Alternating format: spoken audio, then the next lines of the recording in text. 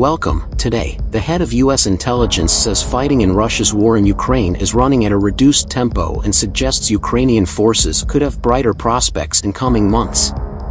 Avril Haines alluded to past allegations by some that Russian President Vladimir Putin's advisors could be shielding him from bad news for Russia about war developments, and said he is becoming more informed of the challenges that the military faces in Russia.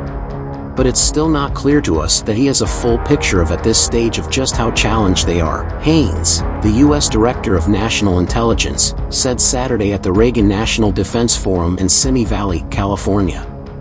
She said her team was seeing a kind of a reduced tempo already of the conflict and looking ahead expects both sides will look to refit, resupply, and reconstitute for a possible Ukrainian counteroffensive in the spring.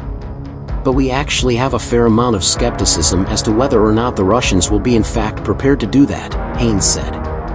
And I think more optimistically for the Ukrainians in that time frame.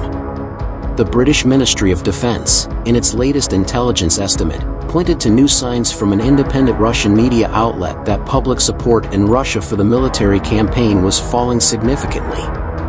Medusa said it obtained a recent confidential opinion survey conducted by the Federal Protection Service, which is in charge of guarding the Kremlin and providing security to top government officials.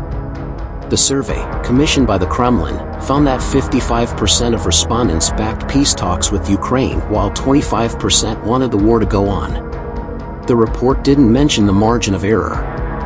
Levada Center, Russia's top independent pollster, found in a similar poll carried out in November that 53% of respondents supported peace talks, 41% spoke in favor of continuing the fight, and 6% were undecided.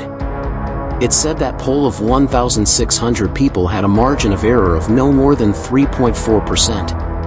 The British Defense Ministry noted that despite the Russian authorities' efforts to enforce pervasive control of the information environment, the conflict has become increasingly tangible for many Russians since Putin in September ordered a partial mobilization of reservists to bolster his forces in Ukraine.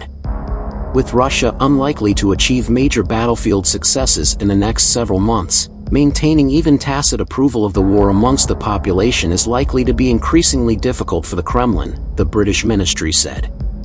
In recent weeks, Russia's military focus has been on striking Ukrainian infrastructure nationwide, pressing an offensive in the Donetsk region city of Bakhmut and shelling sites in the city of Kherson, which Ukrainian forces liberated last month after an 8-month Russian occupation.